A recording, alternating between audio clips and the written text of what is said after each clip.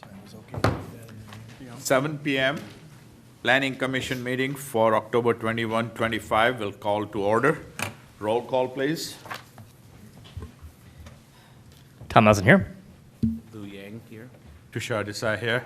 Paul Abacola, present. Scott Wolfschlager present. John Eads, present. Thank you. We shall go to the approval of the agenda. Staff, is there any changes, additions? Good evening, Chair and Commission. There are no changes from staff. Staff, anybody wants to add anything to the agenda? Nope.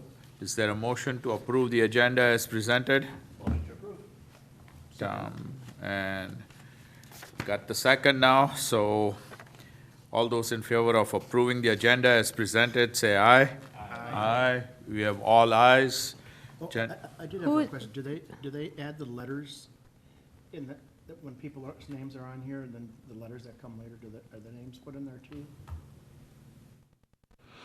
I mean, Because I know we had. Can you got a repeat the letter from question? John Gregerson after that was put here in front of us.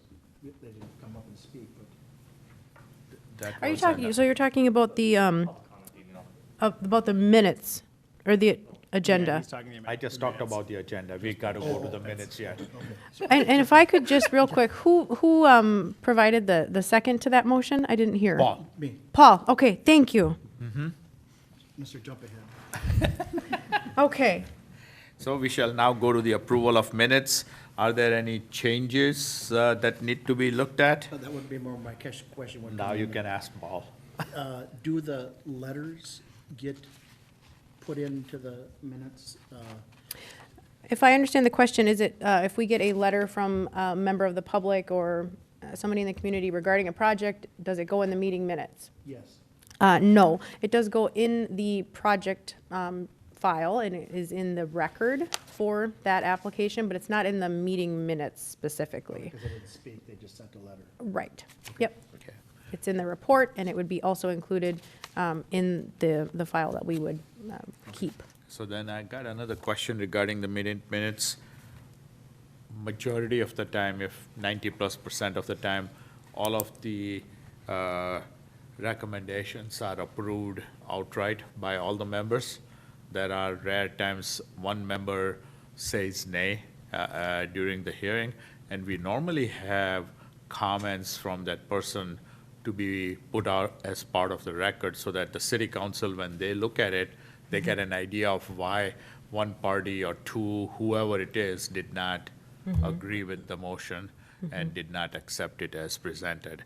I don't see that happening any longer. Is there any, So when yeah, I think I understand the question. So when a motion is made and it ends up passing, but maybe there's a member or two that do not vote for that motion. Correct. And they state their reason why. right? And so you're asking why it's not included, or if that it could be included? Yes, it or used to be included some in the detail, past, right? Some some detail level as of to why the detail. person did not agree, so that city council gets a better idea of Yeah. why there was an objection to the motion as presented. That's certainly something I can bring back, and I will talk with our staff on. Okay. I don't know if there is a reason that the format for the minutes and you know, why they're done this way. It is something that our administrative assistant does, and I'm assuming it is likely similar or mirrors what's done at the city council, but I will certainly look into that, and I'll take that feedback. Okay? Okay? Thanks. I think that makes sense. All right, anyone else? Because Tom, you vetoed the ones last time, and you didn't get a response to why you didn't, did you? No, that was me. Oh, It was Scott who did that Scott. last Oh, time, right? okay. So, like, you didn't get to be able to respond why you voted nay. Yeah. Right. And so that's just something that I would like to kind of do, so there is some record Yeah. as to exactly what happened, rather than whitewash it, so to say. Right, right. You can sit in the Yeah. same spot that I don't get confused. Next time we'll remember, okay? If there are no other additions, changes, is there a motion to approve as presented? So moved. Lou moved, who is the second? Second? We've got Scott saying second. All those in favor of approving the minutes as presented, say aye. Aye. Aye. All ayes, no nays, the motion passed. We shall go to public hearing. Staff, Church of Pentecost, 1701 Jervis Avenue East. Okay. So tonight we have the Church of Pentecost proposing an expansion of their building and parking lot at 1701 Jarvis Avenue East. The proposal includes an addition to the south side of the building, expanding the sanctuary and allowing for interior remodeling of their offices, reception area, and classrooms. An expansion of the parking lot, adding 30 additional stalls, and adding stormwater retention and ponding, as well as landscape improvements. The applicant requests a conditional use permit, design review approval, and variances for a wetland buffer and parking lot setback. The city's 2040 comprehensive plan guides the property as institutional. This includes uses such as schools and fire stations, libraries, religious institutions, and other city, county, state properties and cemeteries. The zoning district is designated, does not have a designated district for public and institutional uses, but we require a conditional use permit for these types of land uses. And the proposed addition and use of this property meets the intent of the comprehensive plan. The property is in the R1 single dwelling zoning district. A religious facility is a permitted use in this zoning district with a CUP. And when the church began operating on the site, a conditional use permit was never obtained. There has not been significant changes to the site during the many years that the church has been operating that would have, required that conditional use permit. So the proposed expansion would require the property to obtain that CUP complying with city code. The site features a managed B wetland in its northwest corner, and a portion of the expanded parking lot and site grading during the construction will encroach onto that required 75-foot wetland buffer. So the map on the right shows a managed A in red. Our map will need to be updated because throughout this process, the applicant had this wetland reviewed. I'll let them discuss that process a little bit more later on when they come and talk to you. But they had that wetland reviewed by the watershed district. They submitted a delineation and it was reclassified as a managed B. Managed A being the highest quality wetland. There's a managed B, a managed C. So there are three classifications. The parking lot expansion on the east side of the building will also encroach into the required 15-foot setback on the property line along Flandreau Street. So over here you see two images, the existing condition survey and the proposed site plan. On the image on the left shows the existing building there, a one-story church building. It's just over 3,000 square feet, small building kind of right in the middle center of the property. It's currently the parking lot on the east side of the building. It kind of runs along the Flandreau Street right-of-way property line, and it's encroaching into the required 15-foot setback between 2 and 5 feet as it stands now. The image on the right shows the proposed plan, and this shows the proposed addition to the south side of the building. That addition is 3,668 square feet. And the parking lot is expanded on the south side of the addition and the north side of the existing building. The site is currently accessed from Jarvis and Flandreau, and both of those access points would be rebuilt. The access point off Flandreau is being relocated slightly south. You can see that on this image, and it will be a little closer to the building entrance. So if you look at the image on the left, you'll see the entrance to the site off Flandreau. And then if you look at the image on the right, you'll see that that entrance is a little farther south than where it is currently. It'll be closer to the northeast corner of the old portion of the building. And you can see the addition there on the south side, as well as the stormwater retention basins that are being added to the site along Jarvis, on the north side of the property, and then also on the west side of the building. The building is required to be 30 feet from the property lines along Flandreau Street and Jarvis, and 61 feet from the residential property line to the north, and there's no required building setback to the west property line. The existing building and proposed addition meets the required building setbacks that are shown at 205.8 feet from the north property line, 88.5 feet from the south property line, and 35.2 feet from the east property line, and 50 feet from the west. The parking lot is required to be 15 feet from Flandreau and Jarvis property lines, and 20 feet from the north property line, which is an adjacent residential property, and 5 feet from the west property line. The parking area along the east side of the site is proposed to be at similar to where it is now, between 2 and 5 feet from the east property line along Flandreau. So effectively, with their addition, they would be paving their existing parking lot and then adding onto it. So the area that that is currently within that that is encroaching into that setback would be repaved, and then they would be adding on to the north, and that addition on the north is the area that would be encroaching in that parking setback. The additional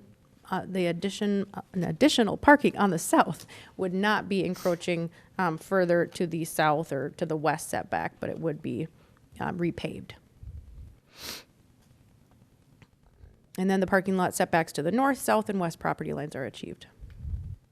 So here you'll see the architectural renderings of the existing and proposed building. So the existing one-story masonry brick building has a pitched roof and is 30.5 feet in height at its highest peak. The proposed building addition will also be 30.5 feet, but it will feature a flat roof. So you can see on the images on the right of the screen, the view from Flandreau, looking at the main entrance. And then the view from the southeast off of Flandreau near the intersection. And then a view from the northeast, looking down from, looking south there. The renderings do not show the proposed landscaping that's in the right-of-way on the plan, but it gives you a sense of how the building would be viewed from those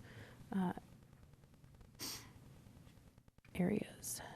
Okay, so here on the elevation, you can see the proposed materials for the addition are cement paneling, siding in an off-white color, accompanied by a aluminum metal trim and framing in natural and silver grays.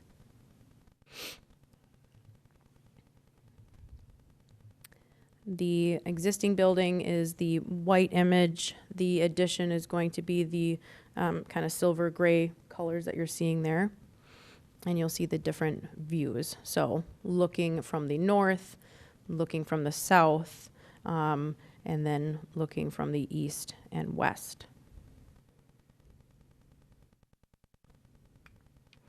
The proposed landscape plan shows that 31 trees would be removed and 39 new trees would be planted. There are 77 shrubs, 111 feather reed grasses, and 59 perennial flowers that are proposed.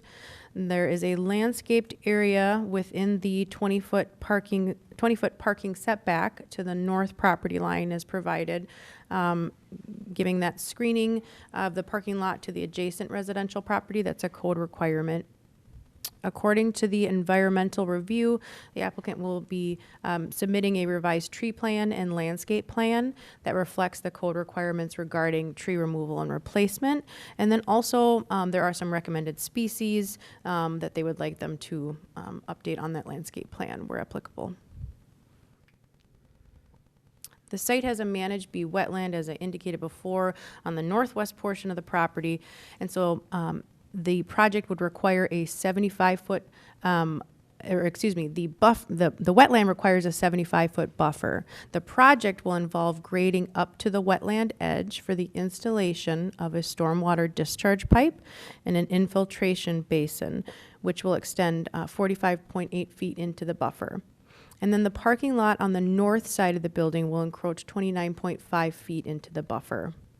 In this image here, you can see the edge of the wetland, and then you can see the line that is drawn, and the areas where there's an encroachment are shown in green. So the basin and the parking area there on that corner.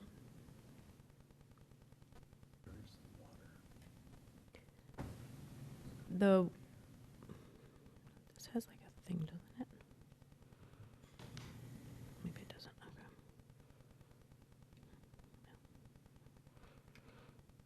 This does have a laser, doesn't it? I thought it did. Nothing right there. Okay, I didn't want to hit it and like turn it off.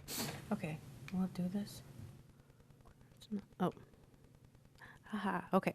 So you can see here, there's where it says delineated wetland line. Do you see that? So that is the edge of the wetland, okay?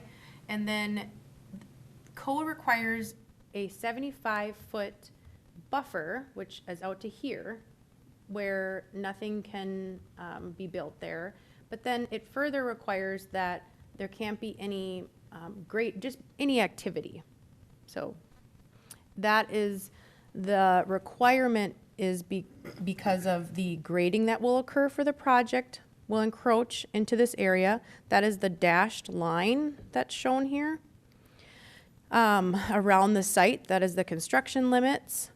And so the area that will be encroaching into the 75-foot buffer is ultimately for grading. There's a stormwater retention area, and then the this corner of the parking addition would be within that buffer. We'll get into that a little bit more here. How do I turn this off now? Push again, Will. Oh, gosh. Do the arrow. Okay, thank you. All right, so moving on. Code requires a religious facility to provide one parking space for every 4 people.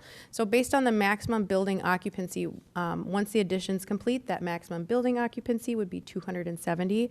So that would require 67.5 parking stalls. The site currently has 38, and with the parking lot expansion, it would have 68 stalls, so meeting the parking standard.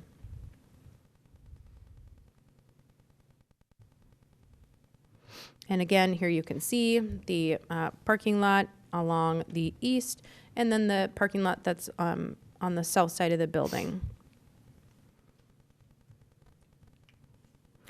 So, okay, did I skip one? No, I didn't. Okay. We did send notice to properties within 500 feet as required. There were no comments received prior to the staff report and public meeting. We did receive one email over the weekend, and that was printed and distributed. It should have been brought in over there. Oh, did this come back here? I am sorry about that. Please pass that down. I know that you guys, or Tom had it. And so please do review that. There was an email. I'm sorry about that. I can also speak to that as well. It might be better if I do that. I apologize. So there are public copies of that email provided. Generally, when we do receive a public comment, we include that in the staff report, but the staff report had already been prepared. And so we have printed copies available. There are some back there, and then we provided some earlier to the CDRB when they reviewed this project, and now you have a hard copy as well. I can give you some time to review that that email.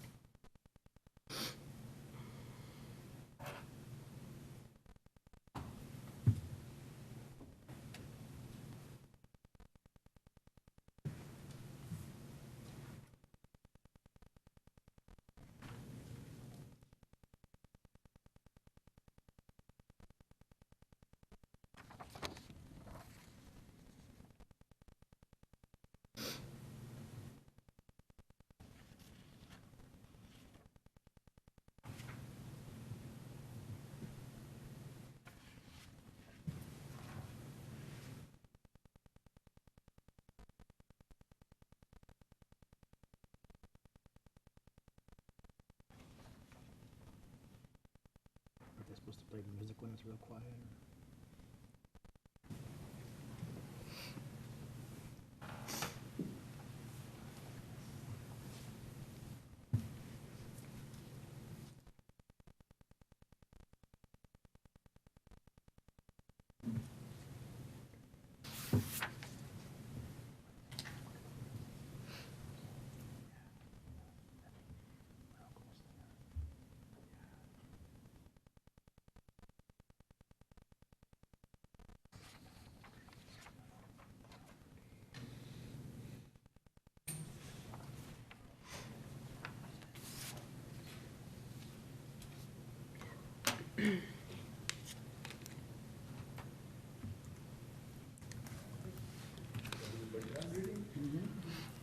Okay.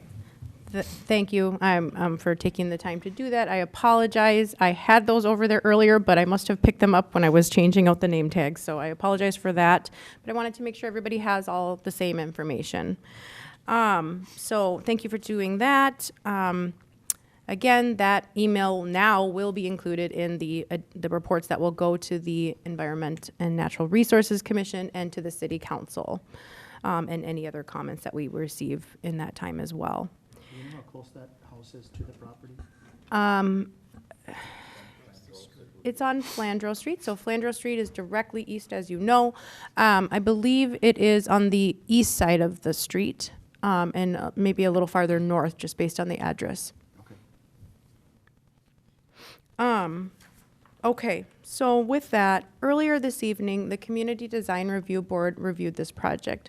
Tom is on our design board as well, so he can chime in and make sure I'm getting this correct.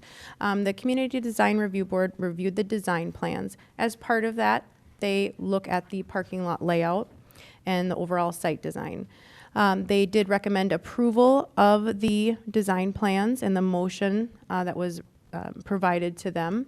However, they specifically did ask that they requested that there be discussion with the Planning Commission and the council and staff on considering phasing in parking, and I don't think he said this, but on the north end specifically. I think what he was relating or concerned about was the impact to the wetland in that buffered area. So recommending approval, but asking that there be some conversation at the Planning Commission and City Council meetings regarding that. Does that sound right? Mm-hmm. Would you like to jump in there? Essentially, it's the wetland area. Do we need to do that right now, or if we discuss phasing in, paving in that space, the wetland? I asked the question, how much parking is being used right now? They said they're almost like a basket, 38 spots. This would be 68 spots. Oh, yes. The concern was wetland area, so do we need to build 68 spots right now if they're at a capacity at 38? Or can this be, 2 phases, 3 phases, and not interrupt that wetland if we don't need to? So that was the recommendation. Thank you, Tom. And so just to wrap up my presentation, and then we can move on and discuss that further. After the CDRB's review and then the Planning Commission's review tonight, the project will go to the Environmental and Natural Resources Commission. So the CDRB specifically looked at the design plans. They made a motion to approve it. They also recommended that there be some discussion regarding the parking. The Planning Commission tonight, you are not making a motion on the design plans. You're making a motion on the wetland, buffer, and parking setback, as well as the conditional use permit. So just to make that distinction for everybody and for people that are here, and then again, the ENR will be reviewing specifically the wetland buffer variance and parking setback variance as it relates to the wetland, and any mitigation plan and requirements that they have will be further detailed then. Then from there, and that's on November 12th, on November 24th, the City Council is tentatively scheduled to review the project and make the, have the final review on this.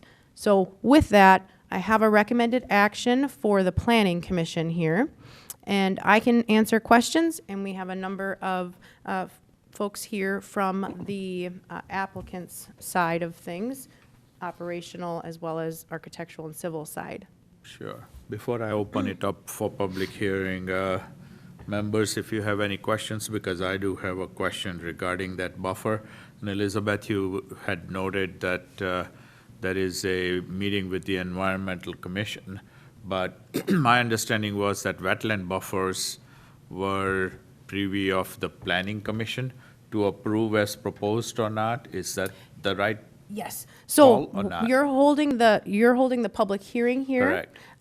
Regarding the wetland buffer setback, and Mm-hmm. it also is reviewed by the ENR as well. So both the ENR and the Planning Commission make their recommendation to the council, and then the council makes the final decision on it. Okay. The distinction being the public hearing is held here, meaning the notices that we send out are to this meeting. Correct. I'm not entirely sure if the ENR will be sending out a separate meeting notice or if they just post it, but they're not required to hold a public hearing, as far as I understand. That is Right. held here. Yep. Any questions? Got a bunch. I think for clarification, in the presentation, staff has said that the wetland buffer variance meets minimum requirements. Under section 3, section 2, 2.1, number 3, it says, You mean at completion? Are you talking about in the resolution? As proposed, it meets the Or- requirement, and I'm not seeing it. yeah, correct, in the resolution, it says that it meets the minimum requirements. And I guess I would, that, So what is the who's narrowest right? it's gonna be?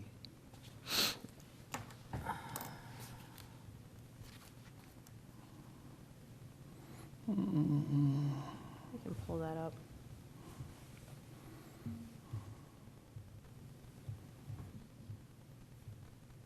Here we go.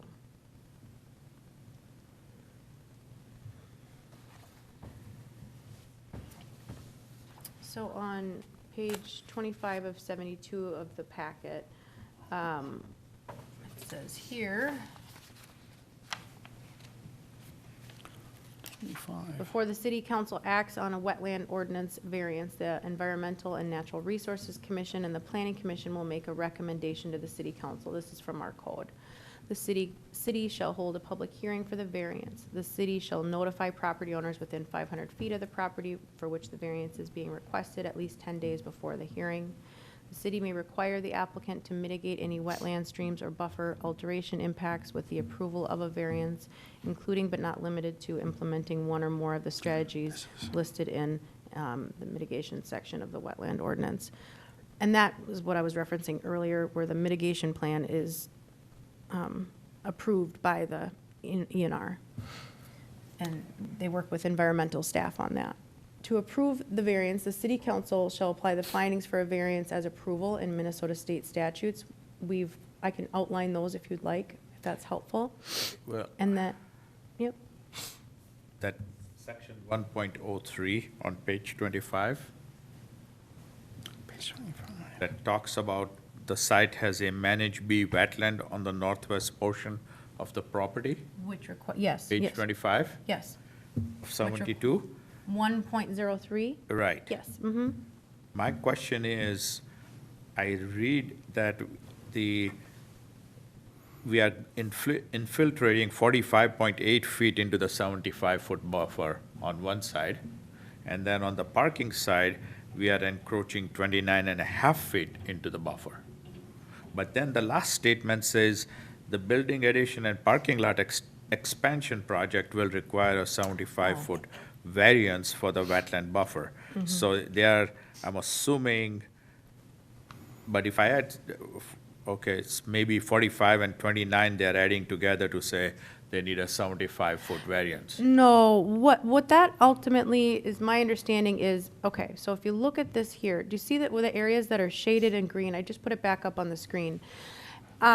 So the areas around the site that has that black dashed line, that is the construction limits, meaning during construction, these are the areas where there will be disturbance, whether that be something being built in that, in that limit, construction limit zone, or something, a shovel being there, grading being there, right? So that's what that is referring to. And if you look at the area that is shaded green, there is an area that extends right up to the wetland edge. Now, I did not design this plan, so I would let the civil side address the reasoning for that little extension, but there is a little portion of green that goes right up to the wetland edge. And I'm guessing that has to do with the installation of the stormwater discharge pipe and the infiltration basin then that is kind of angled southwest of that area. So that is the area that is encroaching in the required buffer. Now, the ordinance does allow for some averaging of that buffer, and that is something that the environmental, side of the review would look at when they're doing their mitigation plan. So the minimum buffer is 75 feet from the edge of the wetland, 75 feet where nothing can happen. And the variance is required even if there's some grading that will be occurring as part of a construction project outside of the buffer, right? In this case, it's grading, but then there's also going to be an area of the expanded parking lot on the northwest corner of the parking lot where there are some stalls and the drive aisle that will be within the buffer. So that is the request for the variance. We're not adding them, so when we say that it requires a 75-foot variance, it's really just for the grading and the details with the stormwater retention that will be occurring. And I'll let the civil and the architectural side of the project address that more because they understand the technical, need for these things and the impact, benefits, those types of things. So what is the final distance from the parking lot to the wetland then? I think it is 30 or 29.5 feet, if I remember correctly. 29.5 That's feet. what I have in here. Right, So we're not at 75 feet then? right. And that's the part that Right, is- so, exactly. So if it was a building or a parking lot and there was no grading, that would be the request for the variance. But the grading is included too, per our ordinance. Our ordinance is stricter than the watershed requirement. And so our ordinance says that there can't be any activity in that buffer. The watershed district has different standards for that. Again, I'll let them address that, but it's slightly less than ours. And so that's why it's a 75-foot buffer variance, even though there won't be a permanent, parking lot up there right at the wetland edge. It's because during the process of installing the stormwater retention pond and the discharge pipe that will be there, that is why. Does that make sense, or is there any more questions about that? Because I want to make sure it's understood and it's clear. Well, I guess I'm confused in the fact that the finished product is only going to be 39 feet from the edge of the parking lot's only going to be 39 feet from the edge of the wetland. It'll be 29.5 Right, from the edge of the wetland, Right. correct? And- It will encroach 29.5 feet into the buffer, excuse me. It's the opposite. It's the opposite. Further from the wetland. It's further from the closer wetland. to that buffer. Exactly. It's Yep. encroaching 29.5 feet into the 75-foot. buffer. Correct. I'm sorry if that was phrased in a confusing way. So that still is not meeting our 75-foot buffer, and now we are putting a parking lot there that will have salt and sand from winter months that could probably affect the wetland. This is part of why we recommended at Community Advisory Board to put this aside for the discussion and do more research on that. I'm not sure if it's Yeah, I think it's our We ch- we chal- responsibility to we- really look at this we right now. we challenge the need for it so there's a building need and then there's a parking need. And I asked the question, is the parking needed now? And perhaps not. I don't want to speak for the applicant, Well, but there is an infiltration system before it hits the water. But we don't know, and maybe we'll ask the architects or the people who have designed it, but I don't really see something that says it's gonna go there. To me, when we start getting into that 75-foot buffer. It was a A, now it's a B wetland, but still the question still comes back. Are we keeping that wetland safe or not? And that's the part that I'm really worried about. I'm not seeing the answer very clearly that says, okay, yeah, we are going to protect that wetland. And especially like Tom also said, it came to me when I see the parking stripes out there in that area, it just says, whoa, we are getting close. So that's the part that I'm concerned about. If you guys don't have any more questions, I can open it up so we can get No, I have the. some more questions. You have? Yeah. Go ahead. I think in regards to the environmental review that was done, I think my question would be, were some of the suggestions about the parking and the parking needs addressed versus to minimize the wetlands in regards to some ideas of using shared parking in that neighborhood and that? This is the concern that we have with malls, and malls only need that parking on Thanksgiving, Christmas, 4 times a year, where they need all the parking spaces for the maximum capacity of people that can be. I think churches fall into that same category in regards to, are we making them have more parking than they truly need and more pavement than we need environmentally? That, it's almost like the CPU should be giving them a waiver on parking spaces for capacity because it's only a 1 day a week issue where they might have maximum parking, and it's probably, if it's like most churches, it's probably not every Sunday that they need max parking.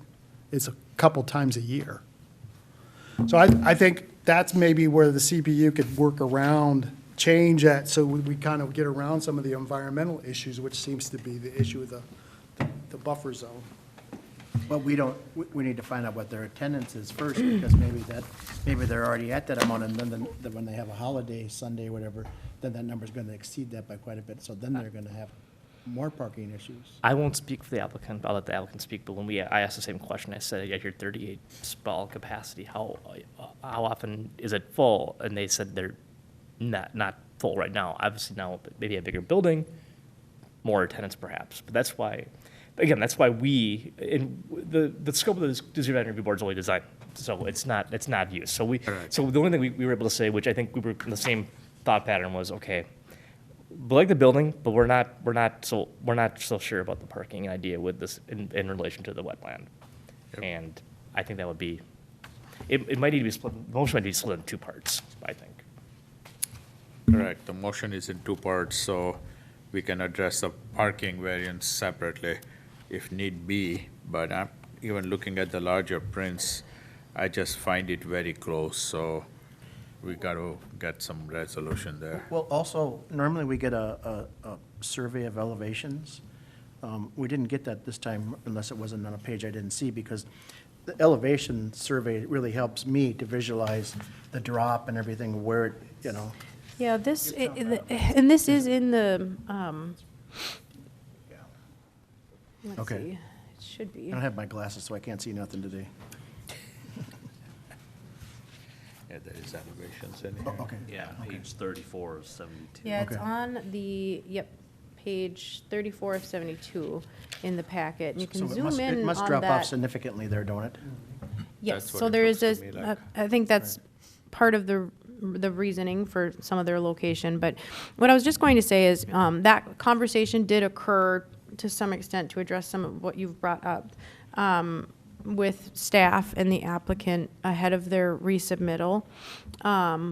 They had submitted their application, and there were some items that we needed in relation to the wetland, and then in the meantime, they, in their review of their plans, decided to bring that to the watershed district for review for reclassification. And so I would like the applicant to maybe walk through their reasoning on the wetland reclassification, but then also on their proposal for the parking addition versus pursuing some shared parking agreement. In the conversations that we had, it was their preference that the parking remain on their site, and their reasoning had to do with having their members cross the street. I think that those are certainly very valid concerns and issues that you've brought up and that, the neighbor has brought up. I also understand the need for a property to want to have, a long-term strategy, right? And so at the end of the day, they made the decision to pursue the variance versus pursuing a shared parking agreement, which we had talked about. And so I would like them to address that more. They did outline some information in their project narrative, but I think it might be beneficial if they can address that and why they made the decision for safety reasons. And then, I think that's all I have to say about those two items. So now, when you're talking about the west side of the property line to the park, is there not a variance requirement? So you can build right up to the edge of the property on a park property? Yeah, so the variance, okay, you're talking about the building and the parking lot setbacks? Yes, from the park, Yes. whatever the park's called, So- Four Seasons. is it? Yeah, so there's no required building setback on the west property line based on the setbacks as they are written in code, no.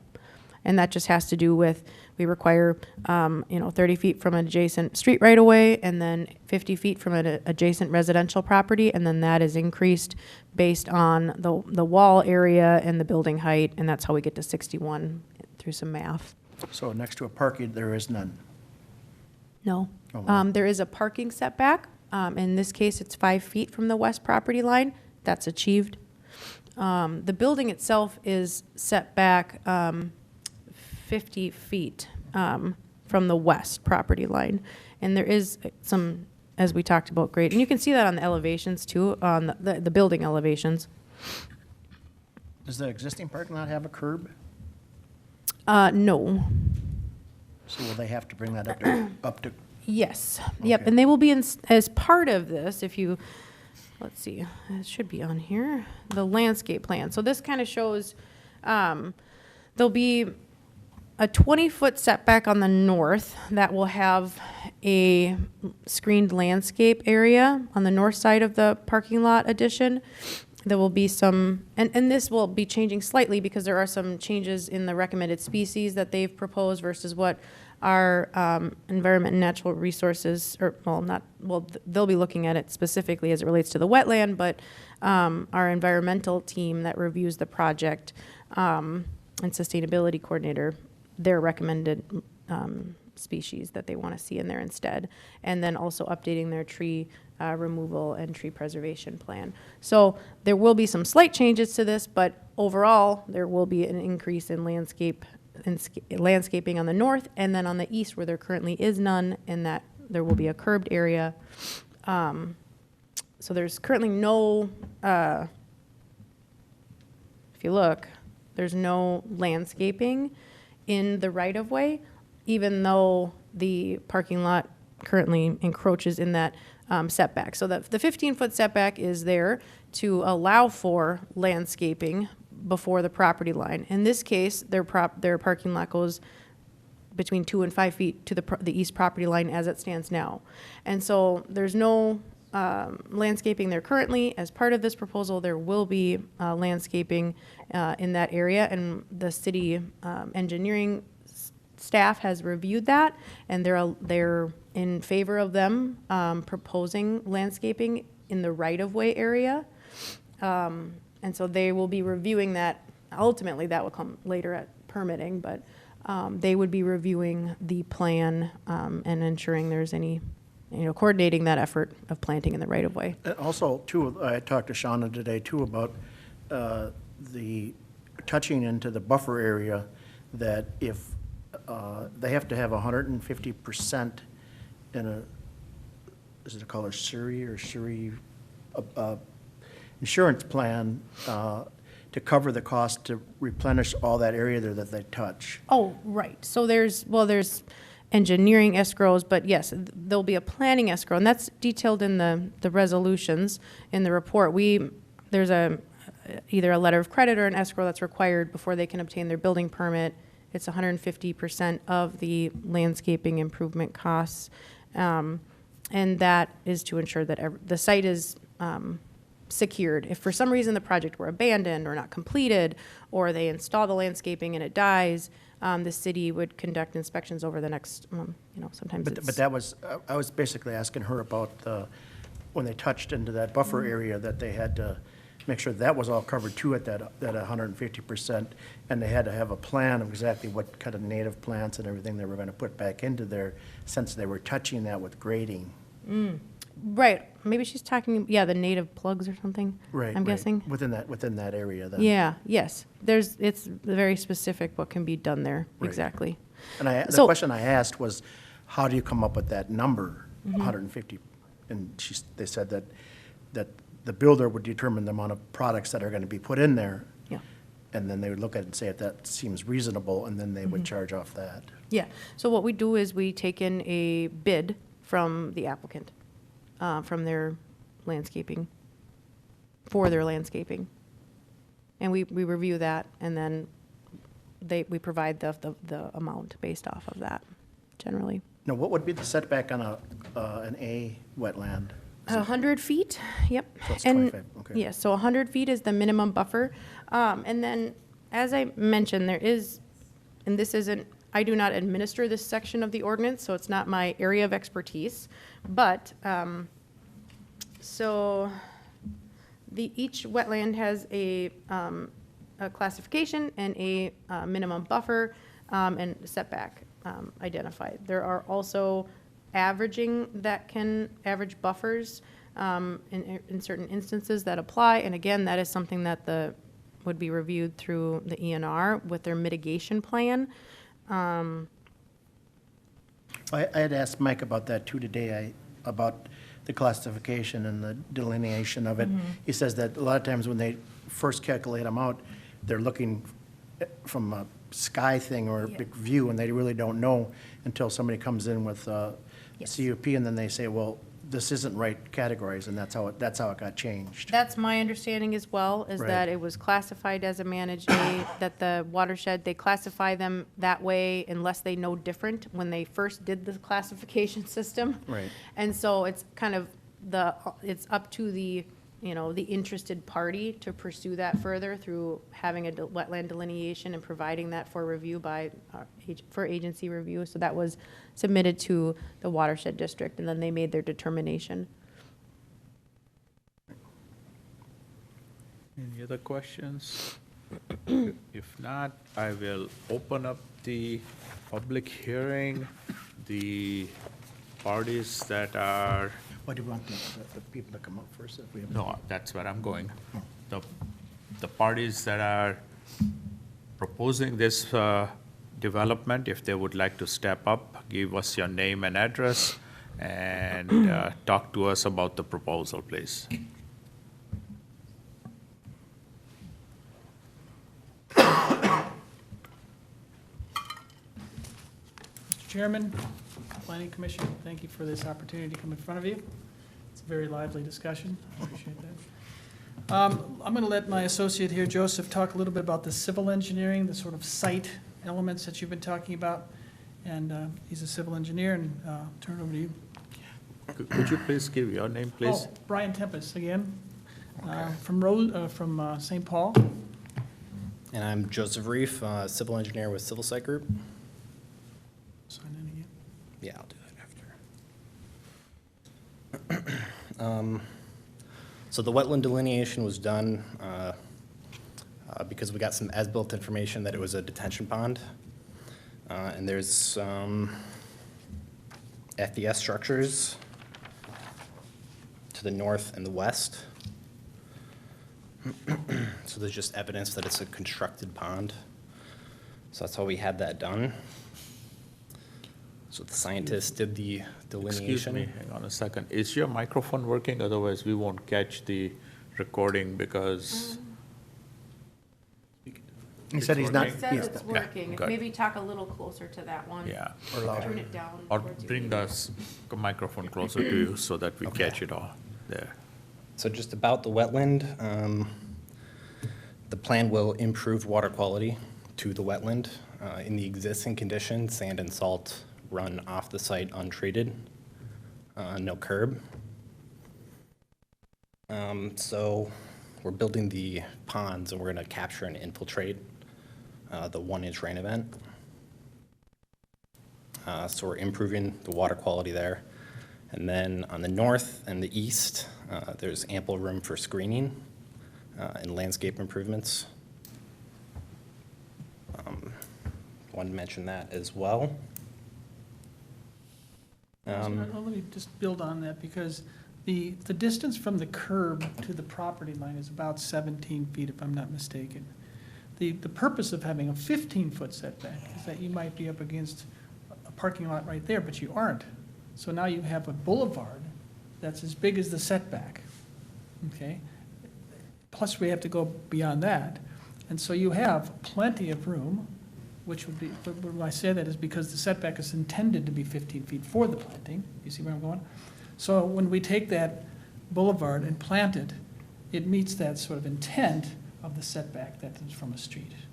Is that clear? So what is the overall length then from the curb? From the curb to the parking lot itself? Yes. I can figure that out. From the curb to the parking Generally, lot. it's between 13 and 20 feet. Let's see. From the property line to the center of the street is 30 feet. So I'm guessing it's 15 approximately. That's why it seems 17, because it kind of varies, Or, right? yeah, and it can vary a little, or it looks like it is angled a little as it goes farther It looks like north. it says it's 20 feet at the north end, and then as you go further south, it's 13 feet where the diagonal parking is. Yeah.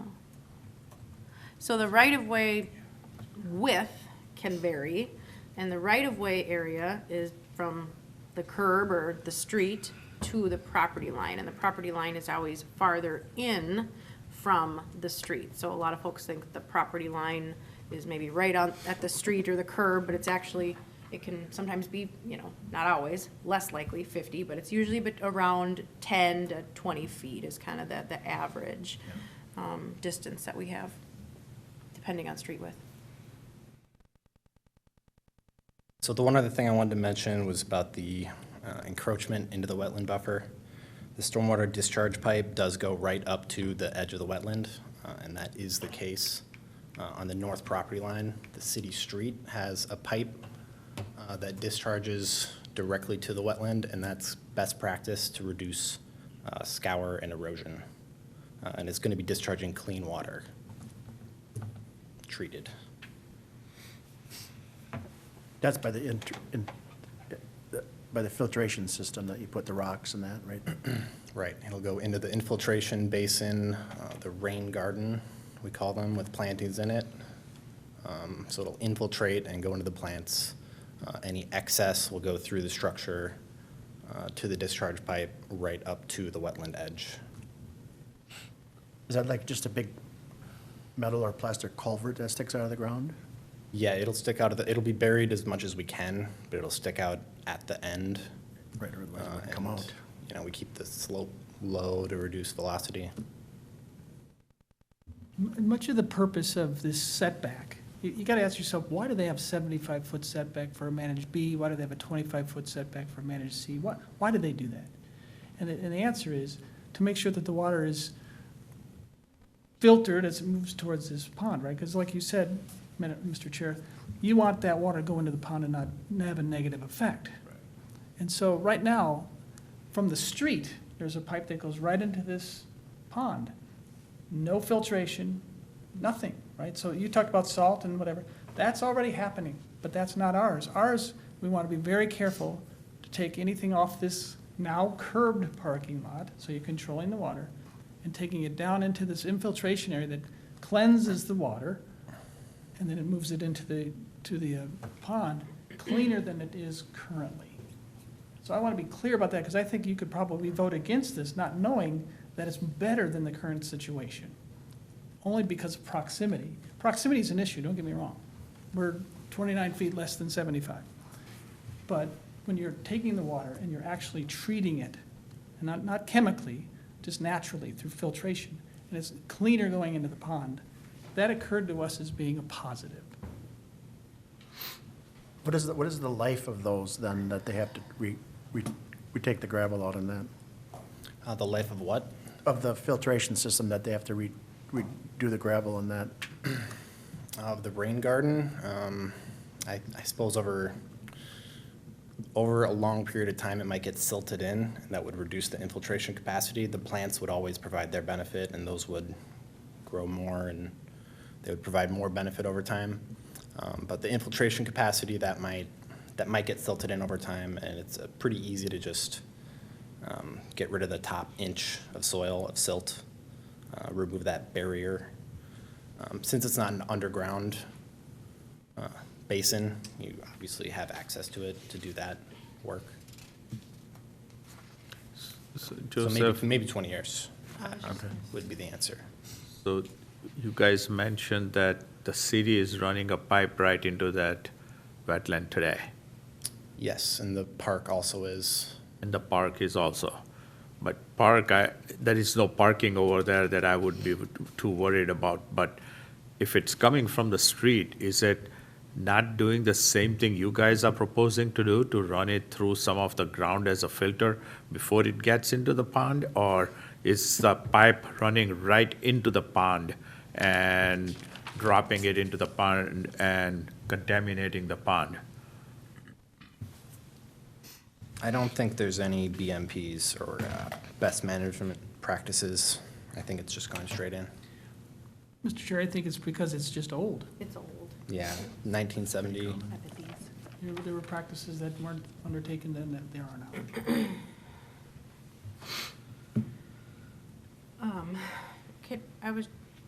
Chair and board, if I can just add to a little bit to the conversation that's occurred, I'll try to keep this brief. So as part of the wetland ordinance, I had referenced the buffering that can occur. And so and that's outlined in that environmental review that was included in the report.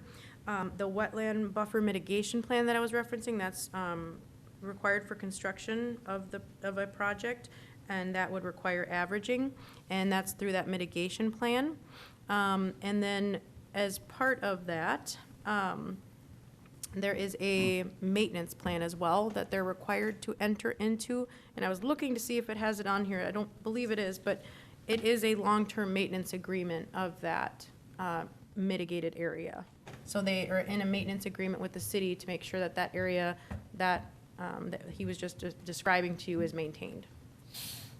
There's, they have to, yes, there it is, sign a wetland buffer mitigation agreement with the city, establish and maintain the required mitigation.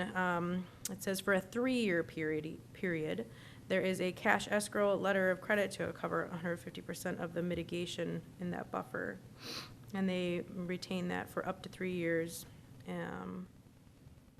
So that's kind of, I just wanted to address those 2 points, and then that they can increase the buffer in other areas. So as part of that mitigation plan, they can increase that buffer.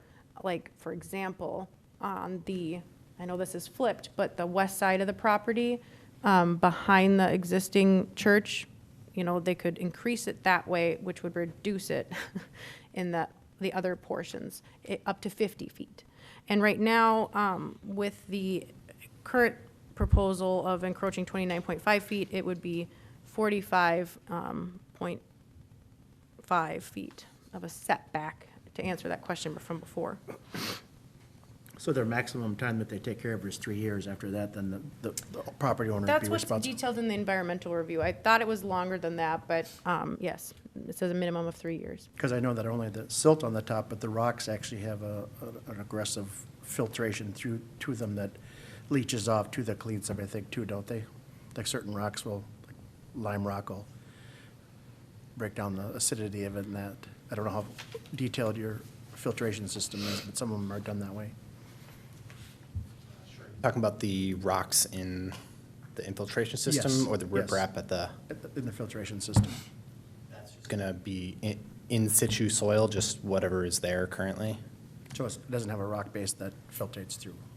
Right. Just a rock garden. Right. I mean, You might be, there are filtration basins that filter it through some sand and maybe iron. rocks and that, yeah. So yours doesn't do that, just goes through the garden. What is the capacity of that then?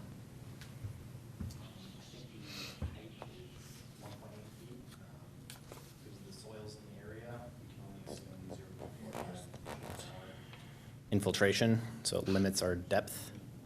So that's the depth that we have it. What's the maximum runoff? In rain events larger than the water quality volume of, I think it's 1 inch in this case, in rain events larger than that, it'll overflow through the pipe into the wetland. Unfiltered? Yeah, I mean unfiltered. Okay. But it'll still capture the water Majority. quality volume, which is, it does represent 90% of rainfall events in Minnesota. Which is better than, yeah, yes. Okay. Also, if you look at the west side of the parking there where it stops and there is a little pond-like shape there, is that a rain garden to? It is? But is the land developable and move it closer and put more parking into the back rather than into the wetland encroached area? It's difficult the further we go that direction because of grades. It just goes downhill. Okay. Yeah, there's a pretty significant drop on the west side of the building, it looks like. You can see, there was one of the elevations, I think it shows that there's like a, I mean, it's basically like a lookout from the basement. Basement. Whereas it's up at grade level for the east side of the building. See that down at the bottom there, you can see that. Yeah, I The see that darker grade, area, yeah. that is Yeah. below grade. We had that at one time, and then they told us, hey, take it easy. We got a problem. Yeah.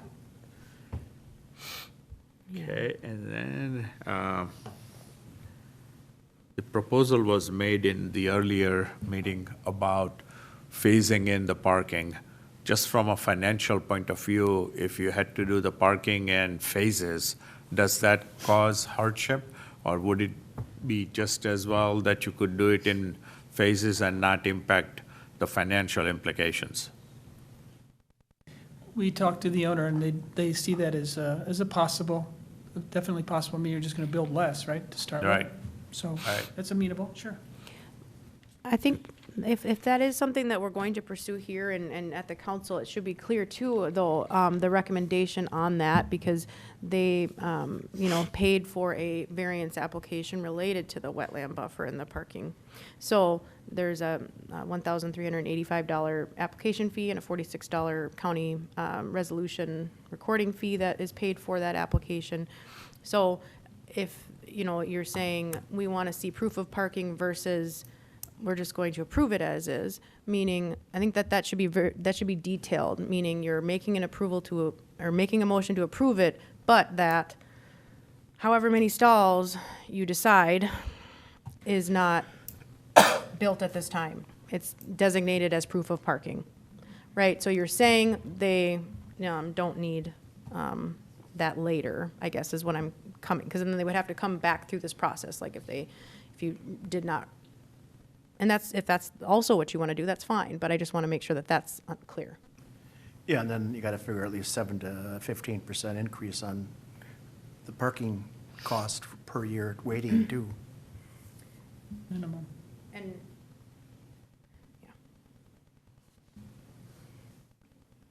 Any other questions for the, Is there a reason why they decided to go with the flat roof? Are you on that, or is that the builder? Or? Architecturally, a more Appealing. acceptable solution. Is it because it's the max height?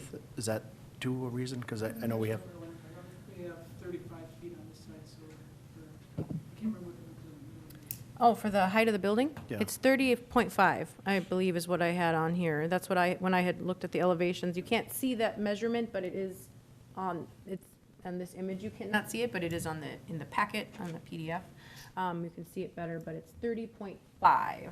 So while it's a different style of roof, it's the same height at the peak of the pitch roof and the flat roof. okay. I was just concerned about the cost on flat roofs is significantly higher than a pitched roof too, over time, maintenance. I know there was a comment about potential shared parking agreement with the properties to the south. How about the park to the west? Looks like there's that small bituminous parking lot there. Is there any agreement even required for that, or is that something where they could technically use that as part of kind of that proof of parking, I guess. Yeah, I mean, concept. that's a good question. I would not be the person to have that conversation specifically as far as any formal authorization. I would assume there would be some type of an agreement, and it would be between our, Public Works or Parks and Natural Resources Okay. Department, if there were something like that formalized. But does the hockey rink go up on that parking lot during the wintertime? I know there's a hockey rink there. Looks like it's to the north. Okay. I mean, it might be informally being used now, I don't know, but. Yeah. So, What about current demands? Are, during Sunday service, is there parking that's on the street? Are people parking on the street? Are they overflowing elsewhere? Or does the congregation all fit in the current setup? Yeah, they all fit. That question was, Tom, you mentioned that it was asked, you have 38, and they usually use about 34 or 35 or something. And not on Christmas and Easter, it's pretty regular. Are they gonna do any fixing on the existing building? Or is that all pretty good? On the existing church, are they it's all good, right? well, they haven't proposed anything in this proposal here Oh, about okay. the existing church. Just asking. Yeah, That's definitely not our wheel, I'm just asking. yeah. So, any other questions? Members, is there any interest in discussing an alternate to the proposal for parking? Or are we comfortable with it to move forward with it? Do you want to get to the public comments first? Oh, we will. I'm just asking about, with the developer here, I wanted to make the best use of their time before we open it up for others to come up. Yep, and I just wanted to put the motions up just to kind of reiterate what I was saying before, that these are the recommended motions. So, Right. As it stands, it's the wetland buffer and the parking setback variance. This has to do with an encroachment in the wetland buffer. So I just don't want anything too wishy-washy. I want to be very clear about what the request is or what is being proposed by the planning commission. So if it's proof of parking, if it's remove parking, if it's approve it as it's recommended, just be very clear about what you want to see, and before you make that final motion, please have a Correct. discussion, do whatever you need to do there. Yep, correct. And just to clarify, A is literally just to, formalize the CUP, because there isn't currently one, right? That is correct. So conditional use permit is a standard review, or standard application for this type of use. It should be there. It's not. A conditional use is considered a permitted use. The city can impose reasonable standards on it. Yep. Any other questions for the engineers, developers? None? Okay, thank you very much. He is concerned, Elizabeth mentioned that what's allowable in religious facilities is a very popular one for this type of application. Historically, having your church in your neighborhood has been a tradition. As an architect, I've worked on probably 300 churches in my career. That's all I've done. And I think in Minnesota, it's like over 80% of the churches are in neighborhoods. So it's a Have to very be. applicable Yeah. use. Just- Right. Okay, thank you very much. Thanks. Open it up for anyone else that wishes to speak to this subject.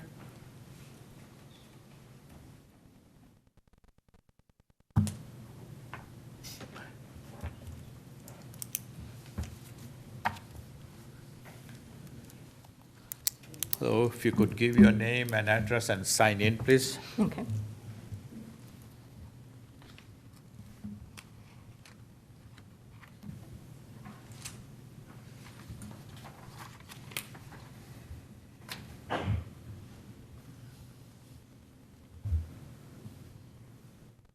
Hi, I'm Marilee Horton, and I live just down the street from the church. And I'm wondering if you could talk just a little bit more about the zoning. My thought would be if the church decided to sell that property at some time in the future, what might that look like? who could occupy that building, who could buy that property. Elizabeth, you have an answer for them? Yeah, so right now, the property is zoned R1 single dwelling. And the property is guided in the comprehensive plan, so the city's comprehensive plan guides the property for future development, should something occur, as institutional. So right now, the zoning for the site, as far as the existing use, it's okay, even though it says it's residential. Our code doesn't say that there's a specific zoning district where religious facilities or government buildings or schools can be. It just requires that they have a conditional use permit. So they go through this process of being reviewed. And there are sites such as this where the building has been there and it predates that requirement. And so that's why my guess, in looking through the files, they don't have a CUP. And there just hasn't been a project big enough that staff has said, yeah, you should do this. So that's why the conditional use permit is required. It's required for any religious facility or public institution, schools, as we kind of outlined earlier. And that's where that comes from. As far as the zoning goes, I don't like to speak too much in hypotheticals, but, at the end of the day, if it was vacant, right, or something, if somebody bought it, they could build a home on it. They could build one house on it. They could probably subdivide it, though, obviously, because it's pretty big, and build a handful of homes there. But that's obviously a hypothetical situation. So I can't really get into that too much. The CUP would have to change, though, if it was going to be not religious. Let's say it was going to be a business. They'd have to actually they have to come back to this group and get a different CUP, correct? What do you mean if it wasn't, well, if it was a house, or, no, the CUP, that is specific to the existing religious facility. To answer Yeah. the question, Yeah. if they sold the building, let's say they build the building, and they sell it a year from now. Yeah, But yeah. a business would have to come back Oh, get sure. a CUP. That So I can it understand. couldn't just be, they can't just hand it over to a No. restaurant and then say, here No. you go, now it's a business here. No, It would still be absolutely not. zoned So- residential, but schools, government buildings, and churches are allowed to be in residential zones. That's correct. They would still need to amend that CUP for that new user. Absolutely. Is that maybe what you were getting at? I just want to, That okay, helps. Thank okay. Thank you, Tom. I think that was my only question. Thank you. Yeah. Underground parking. Exactly. Anyone else that wishes to speak? Anyone else? All right, thank you. Yep. I will close the public hearing on the subject matter. So, commission members, now it's up to us. Any more questions? Any more clarifications that need to be done on this particular subject matter? Well, I think if we try to break it down into having them do it later or anything, churches don't roll in the dough. I think that it's important that we consider that too, that if they've already paid money to have this change, the variance, and then now we want to take it away from them, that they spent that money, and then say, well, you can build a parking lot later, then they got to come back and do it again, and that might not happen, and then they got to pay more for it. So I guess I'm okay with, because of filtration system, it seems like it's gonna do the job that needs to be done. So that's my opinion, that, Okay. I don't know what everybody else is thinking, but. Now I've gone through 2 meetings on this. I'm inclined to agree on that based on the conversation we had and the questions that they answered, every question we had on that, and the fact that there's piping already going into that pond right now, this is going to be better water going into that. And they're not building this, this is not a short-term church, this is a long-term building they're building here. So there's some capital going into this space. Yep. So I'm comfortable. The first meeting, we didn't get this deep in the weeds on it, no pun intended. Now I'm more comfortable on it. Okay. Kind of just washed over? Yeah, exactly. Yeah, right. I think they're planning for the future, they're planning for growth. They don't want to burden the neighborhood with parking on the street and things like that if they run out of parking. So it seems like they're thinking ahead, they've done their homework. Anything else, anybody? Comments down there? No. Okay. Also, what I'm hearing is we will stay with the variance recommended action as it stands. Do we have a motion for number A? Let's do A, then we'll go to B. So number A, a motion. A motion to approve a conditional use permit resolution for a religious facility at 1701 Jarvis Avenue East, subject to certain conditions of approval. Is there a second? Second, Lou.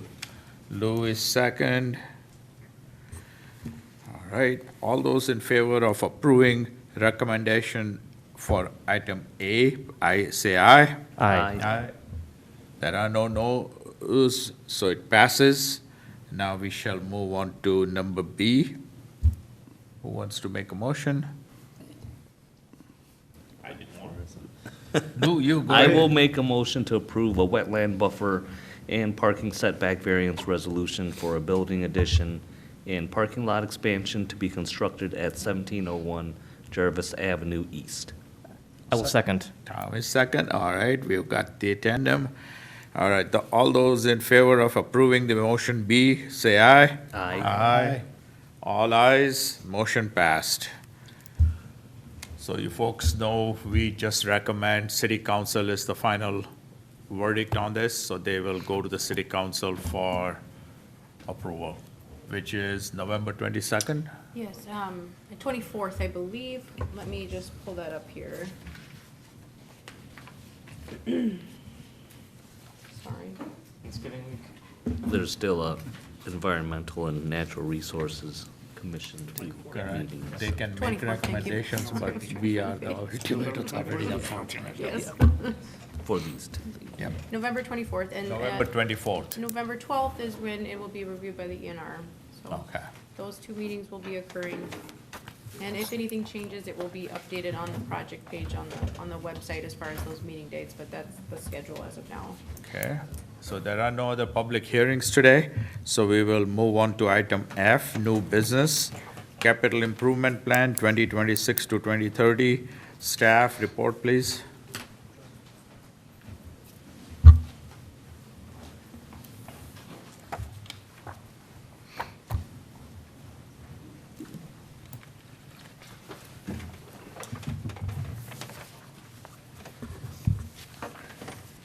Good evening, Chair and Commission. Tonight, we'll be discussing the 2026 to 2030 Capital Improvement Plan. Our objective tonight is to ensure that all the projects are in alignment with the comprehensive plan and other planning processes. The process that we follow for the Capital Improvement Plan is that the departments identify their needs.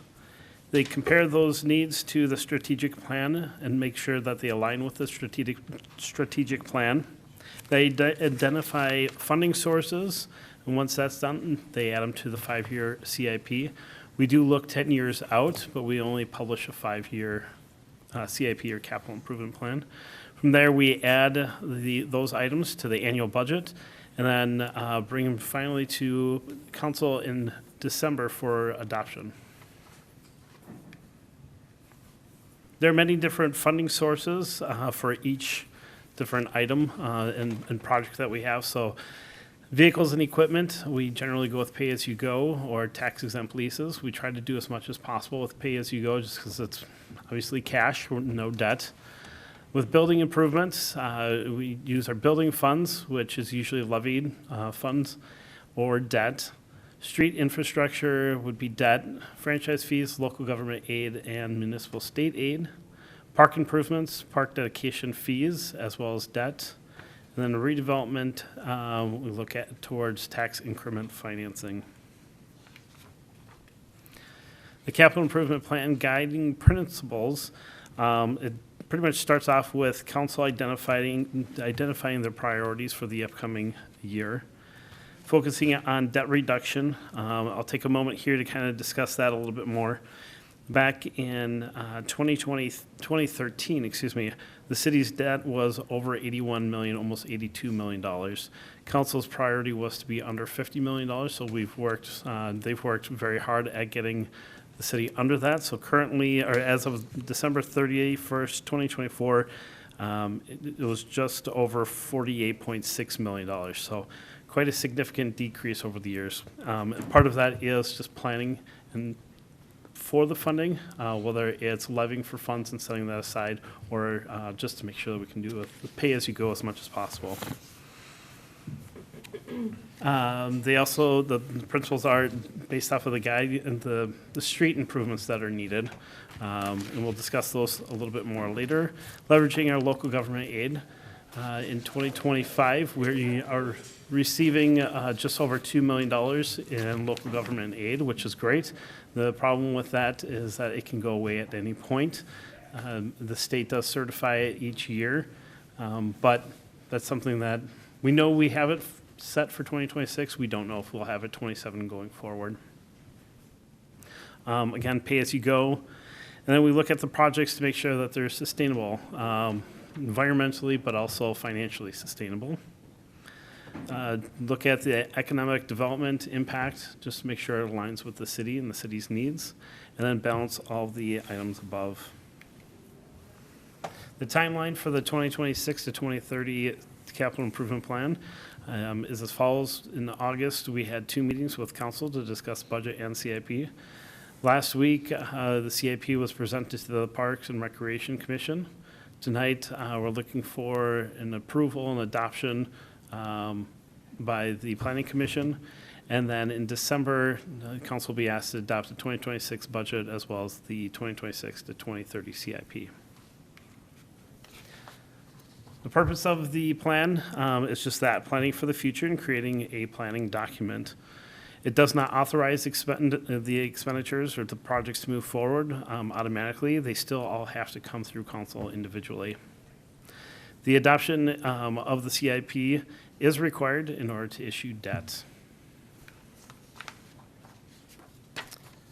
The 2026 to 2030 capital improvement plan totals $65 million to $24,550. Of that, the biggest category is streets, coming in at just under $47 million, or 72.2% of the total CIP. And then the next biggest category is equipment, which is $10,677,550, or about 16.4% of the 5-year plan. As you can see from here, for 2026, it's $18,853,000. It's very heavy on the 2026. That's because we are looking at projects where we have the most information, the most detail on that. So when it comes to street projects, and those can vary. So like this upcoming year, the street project is a little bit bigger than some of the future years. So 2028 is going to be a smaller set of street projects. And then depending on when the equipment is that we need. For parks, that is high for 2026 at the $2.9 million. That partly has to do with Harvest Park and looking at building that out. So Joe, is it best to ask questions at the end or during the? whatever you prefer. Okay. Did have a question, but my question back, so. Go ahead, I'll think of it in a second. So in regard to the streets number, did that include utilities and stuff, like the in-street utility upgrades, any of those kind of work? Is that work? It all included in that? depends. Okay. Yes, I do have some documentation here of what some of the streets include. So for 2026, and I'll get a little bit more into that, but there's several different streets.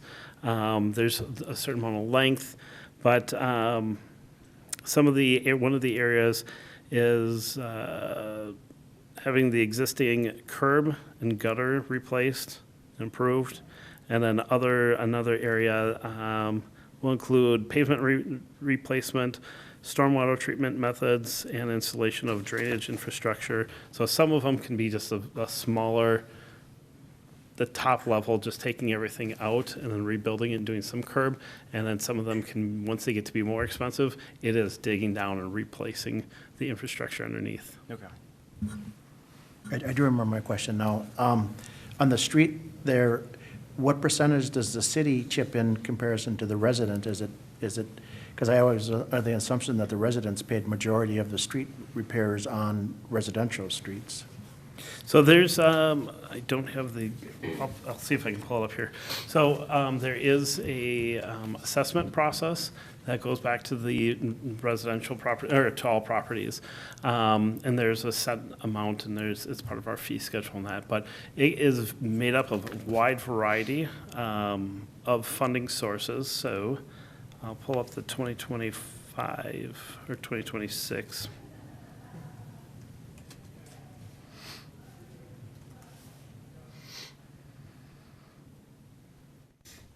So for the 2026 street project, it's about $11.9 million. Part of that, so there's entire environmental utility fund will contribute just over $2.2 million. So this like the storm water treatment and that. There'll be debt for about $5.2 million. The sanitary sewer will cover about $859,000, so a portion of that is sewer related. SRF, which is their street revitalization fund, kicks in a portion of it for the assessments. The city used to issue debt for the portion that the city's paying for, but then also the assessments. We've changed that around because if we issue debt for the assessments, which is repaid by the property owners, that interest is going right back towards the debt, where we have it restructured where that interest goes back to the city. So it helps rebuild those funds and that, and it helps pay it off a little bit quicker.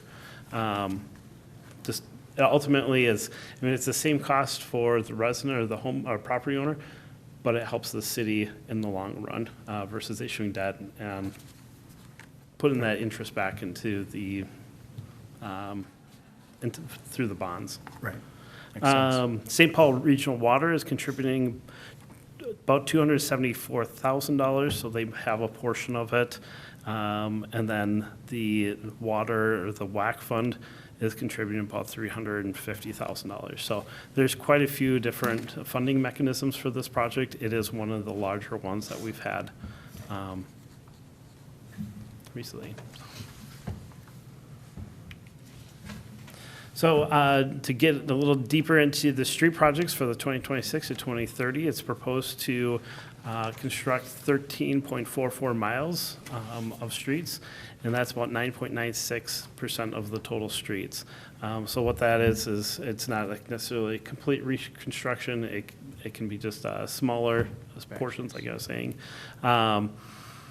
But yeah, so that would be the plan for that 5-year period. And then for streets that aren't ready or aren't quite at that spot where they need to be replaced, they're not part of the 5-year plan of that, we can do spot paving. So we have about $80,000 a year. It's a temporary fix. It provides some relief. So instead of doing just potholes here and there, they can scrape it down for a bigger section. So it's a bigger Band-Aid than just a small little patch here and there. For 2026, as I mentioned, there's 2 different areas. The Walter Beam neighborhood area, and that's 2.25 miles, and the average PCI is 34 out of 100.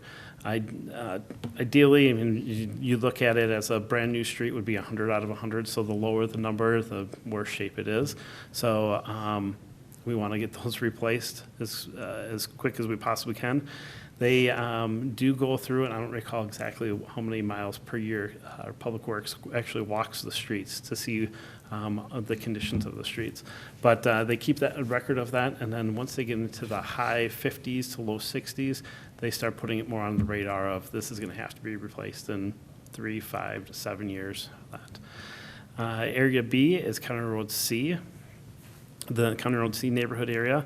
It's 1.96 miles, and the average PCI is 36 out of 100. As I mentioned, the total cost for 2026 is about $11.9 million, and then the total streets for construction will be 4.21 miles. Will they have meetings on those roads for the residential? Yes. They will, Public Works will post the information as they go. Yeah, they have a whole process of it, and I have a list of the street names here. I believe one year you asked me if your street was on it, and, You said, no, now it is. and I think it is. It I is. don't recall It's exactly. Clarence, yeah, And Clarence is part of, yes, one of the street areas. yes. Where's this list? Because actually, I saw online, my street wasn't on, it's in the part you're doing it, but not on the list, so that's. Sure. So for 2026, it includes the Walter Street, Beam Avenue, Duluth Street and Court, Country View Circle, Summit, Frank Street and Court, Lydia, Cary Heights Drive, and Edward Street. Yep. I don't know, I didn't hear a bingo, but okay. And then the area B. There you go. Is Barclay, Brooks, Clarence, Elm, English, Fitch, Gem, Coleman, and Van Dyke Street. Yeah, just skip over Bittersweet to South Lawn. I do have 2027, but that, 2026 is what the plan is as of right now. So I also saw in here County Road D street improvement. I Yes. see County Road D being improved right now, and they've closed it off, so county is doing that, so what's the city supposed to do? So if there is a joint, I don't know, I think, yep, I did, okay.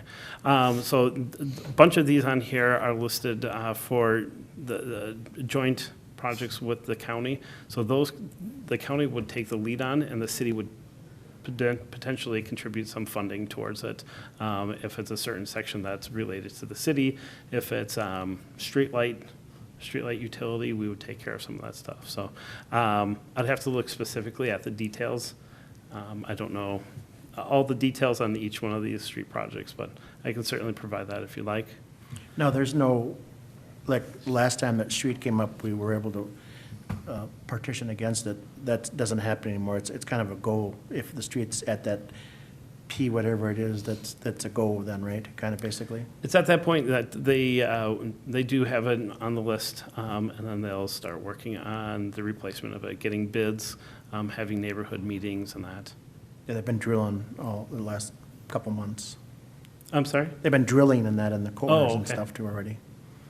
Is concrete then it's over asphalt? I don't know.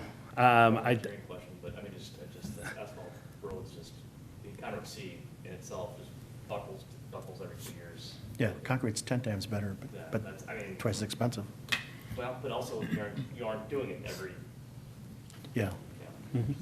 I'm not aware of the city or Public Works looking at concrete as an option, but I'll mention it to them and see what they say. I'd be curious to know if that's even, If I pay a little more, can I have my front of my house concrete? I'd say even if it was some of the more like major arterial roads that are getting treated that way versus asphalt, it's like if we can take the ones that get higher traffic, that might save costs in the long run by having more durable roads that are getting more heavily used. I would just question, how many times has the concrete been paved in the last 10 years? Yeah. And I wonder if one concrete pour would have saved 10 different, Yeah, it would have. so it's just a thought, I mean, it's not. definitely. Thank you. Because the property tax would be a little painful at the front end. Well, the tires I've replaced in my car also would be in asphalt potholes, but that's a different story, so. So other major projects for 2026 to 2030 are the Gladstone redevelopment, which would include potentially some land acquisition and redevelopment of properties in the Gladstone area to follow along with the Gladstone master plan. The housing replacement program, which is just a goal of that program is to help prevent neighborhoods from deteriorating. I'll say in regards to the Gladstone redevelopment, can you elaborate on that one? Because that is probably one of the higher cost projects in that. And I guess, just out of curiosity, I was trying to look up more information. I didn't come across it with my searching that I was doing, so I figured I'd at least ask the question here of kind of maybe just elaborate on what that is. You said some land acquisition, and then is there some assistance in redevelopment, trying to push for redevelopment? Is that what it is? That's the idea, is to, if we can, work with the developer or acquire some property. Like we currently own the Moose Lodge, but there's other properties around it. So that property is a good piece of property, but are there other areas that we can potentially purchase it through the EDA and tear it down like we did with the Moose Lodge and make it as marketable as possible for future development. Because ultimately, any development that we have is great for the city for providing homes to those that need them, but then it gives it a wide variety of options between some of the higher density homes versus Century Ponds. And that, so it just gives other options. But let's see. Yeah, this plan is just to identify the different areas, facility. Yeah, so acquisition and redevelopment of properties in accordance with the approved Gladstone Master Plan and the city's comprehensive plan. It's under, the Gladstone area is underway, but they would like to continue to see it built out.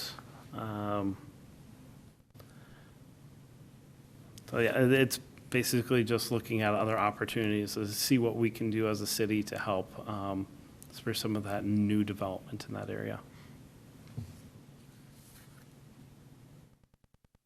For park upgrades, that's just maintaining what we have and making sure that we have great parks for everybody. Nature center improvements includes items like the boardwalks and paths. Facility upgrades, that's kind of a general, it's very general on how it's put into the CIP, but that's just because our public works, as they go through and they review the needs, we had money set aside for a roof at our park maintenance building, but it turned out it wasn't leaking, but we had leaks here at City Hall, so we reallocated those funds. So instead of dedicating it to one area, it's in a building improvement fund that they can use for any kind of need that we have. So Joe, we still own the YMCA building. It's got water problems in there. Is that part of the 26 plan to fix it, or how's that gonna work? So that is not part of the CIP at this point. The water issues are more of an emergency type situation. So we have had quotes and studies done on what needs to be taken care of and how to properly take care of the water problems that are over there. The problem is the gym floor alone is over $200,000 to replace, and that's only for half of it. And then when you take a look at all the water issues and trying to regrade it, waterproof the building, it gets close to $700,000, $800,000, $900,000 just to get it back to having a dry gym floor. So at that point, we're looking at $700,000 to $900,000 to get it to a usable space again. That's why they didn't buy it. What about a 5-gallon pail? I got a couple of those. Yeah. So that's still in the works to happen, or? We're looking at different options on what we can do. I mean, it is in the works. We're trying to, council in previous meetings, they've discussed our relationship with the YMCA. We have a very good, strong relationship with the YMCA, and it's been a good partnership. We've owned the building. We own the building. They operate out of that facility.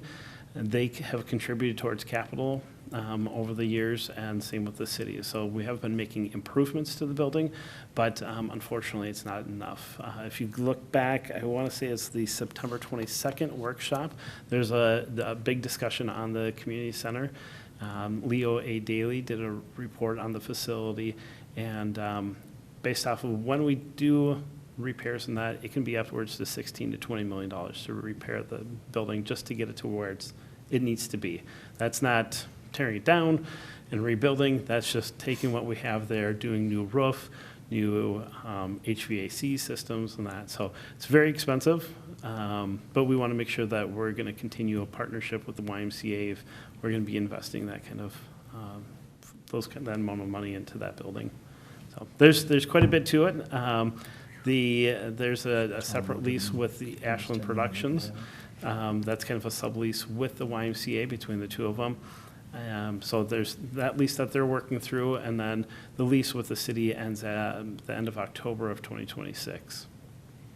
Does Ashland have a long-term lease there too, or? Their lease is ending April, May, I believe, of 2026. But between the Y and Ashland, they work on whatever that extension would be. Our, I won't say it exactly how our city manager says it, but he basically says it's cheap to build a building, but it's expensive to maintain it. Yes, sir. So, and that's where we're at right now. It's just correct. Yep. The lift station upgrades, we have 9 lift stations, so that would be providing some upgrades throughout the 5-year CIP, and then some signal replacements with the county and then along McKnight and Stillwater. So with that, tonight staff is, would like to know if the projects that you have before you conform to the comprehensive plan and other planning processes. And then also, staff would be looking for a motion to approve the draft 2026 to 2030 CIP. And one other question too, Joe, what's this in the parks and rec, I don't have my glasses, so it's the climate mitigation projects, what is that? So that is something new that we put in place. So we've changed the franchise fees slightly, and then part of that was to include some funding for climate mitigation in that. So each year, staff will take a look at things that they can do for climate mitigation. I don't know what's in the works, but it's one of those, like, we need funding. And we need to make sure we have the funding so we can come up with a plan, and they are working on that and looking at different options. I believe I can't remember your title, Sean's sustainability, I think it. Sustainability coordinator. Yes, so Sean Finwell it takes a look at some of those things, and I think she kind of spearheads that on some improvements that can be made. Her So, title changed. It's, yes. And then they added a new natural resources coordinator recently. I thought that's maybe what you were asking. I was like, oh, gosh. So it is only $45,000 right now, but that is something that we're looking at building on into the future. Just do what we can. What do they plan on doing at the nature center up there? I seen a budget on that too. Oops.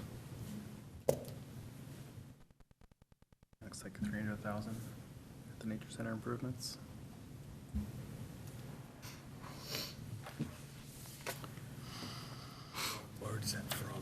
That also, the existing boardwalks that need to be replaced. Yeah, so it's primarily the boardwalk area.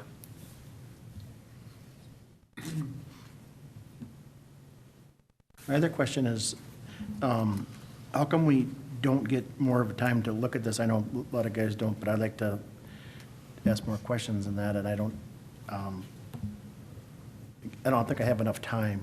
Sure. It's usually only a couple days, because they usually come out on Friday, don't they? There's there a Friday that, The paper version comes a little later, but the online version is out there 10 days or so. oh, is it that before far out? that. Okay. Well, usually Wednesday.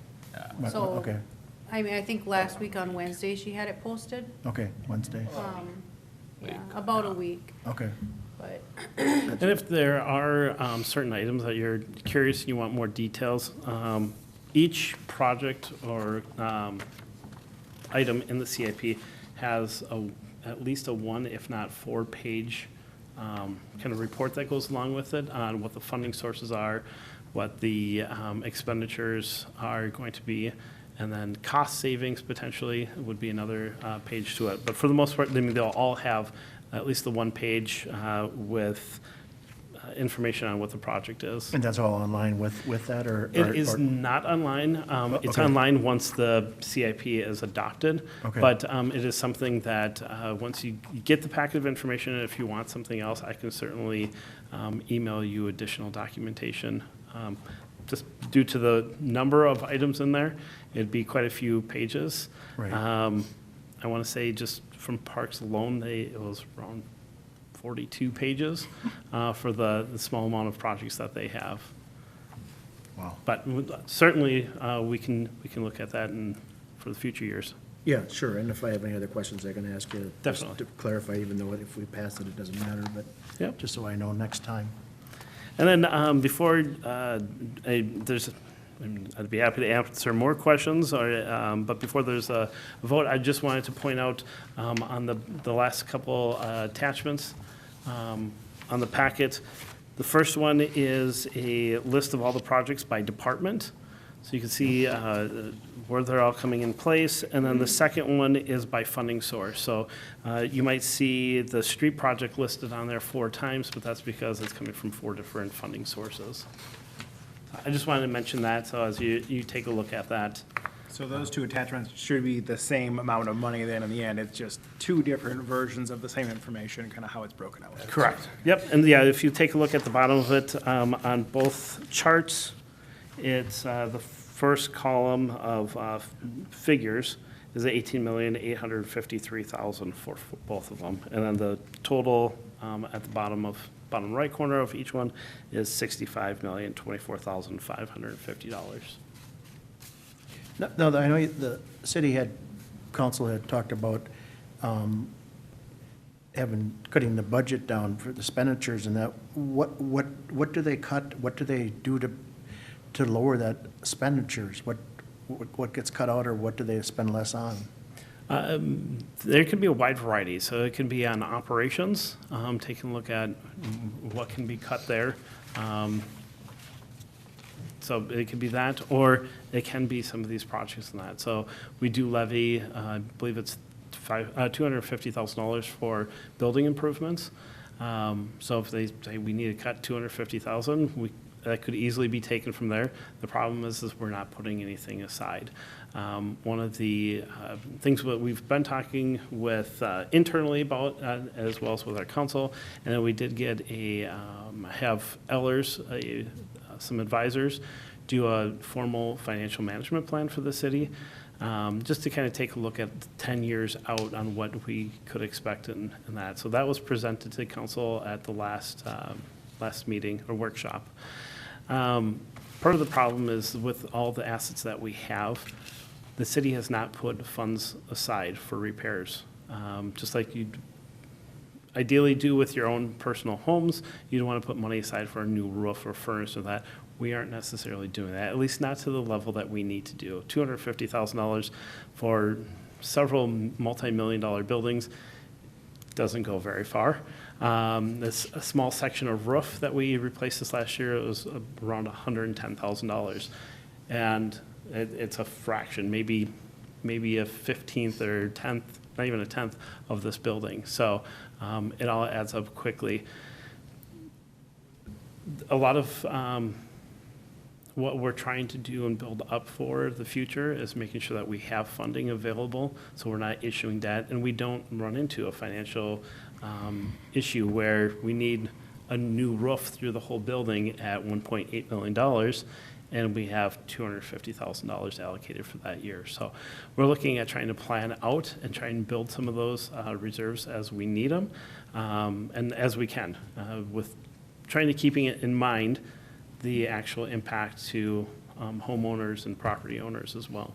Do they do an evaluation on that expenditure that's saying, because if you prolong maintenance, it only gets more expensive down the line.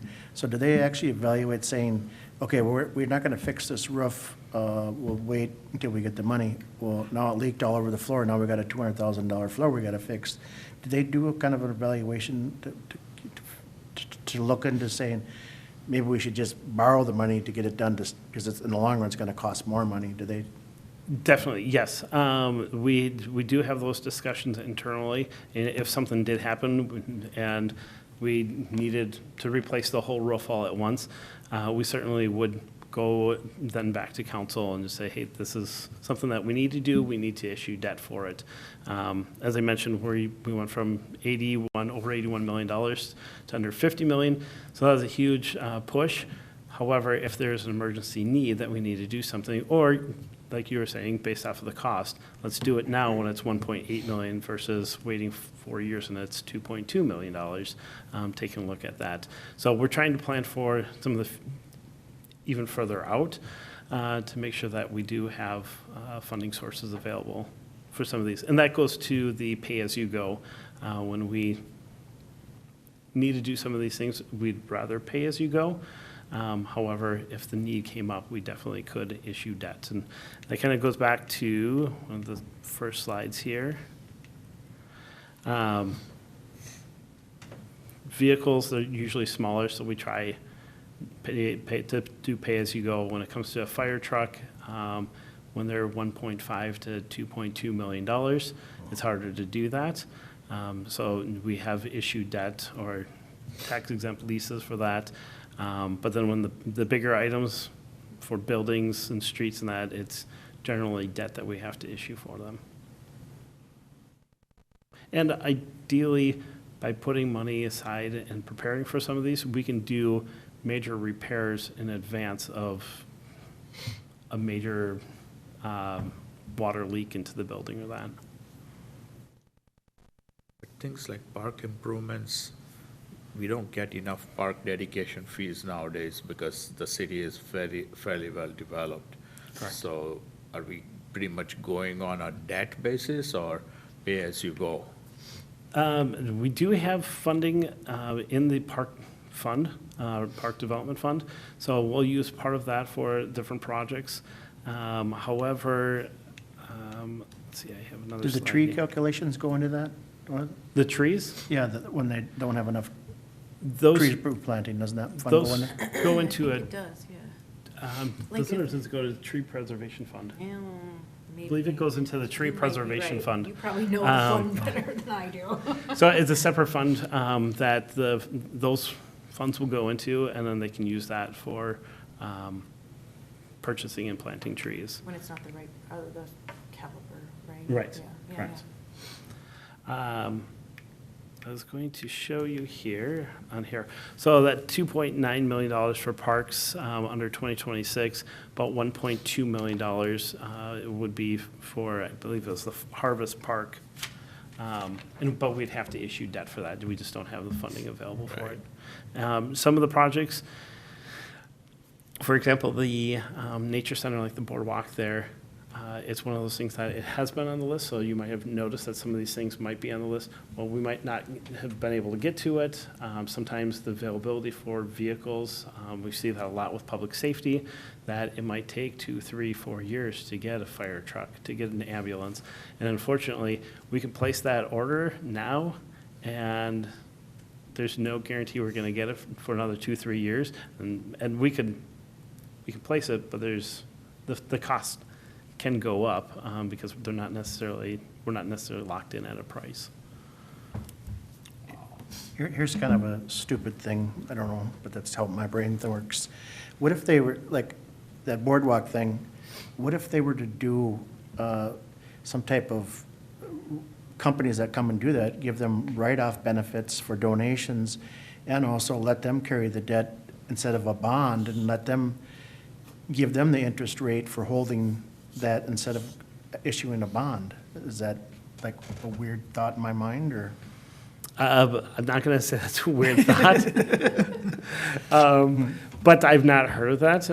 So you're saying just having a contractor come in and basically supply the materials Yeah, and and the carry labor. that debt and give them an interest rate that's less than the bonds, because they're gonna get more money, you know, that way than they would if they were to try to get an interest off at a bank. I mean, unless, because they're not necessarily always investing in bonds, but they'd get better than their savings rate by carrying that debt, and then they can also write off some of it as charity.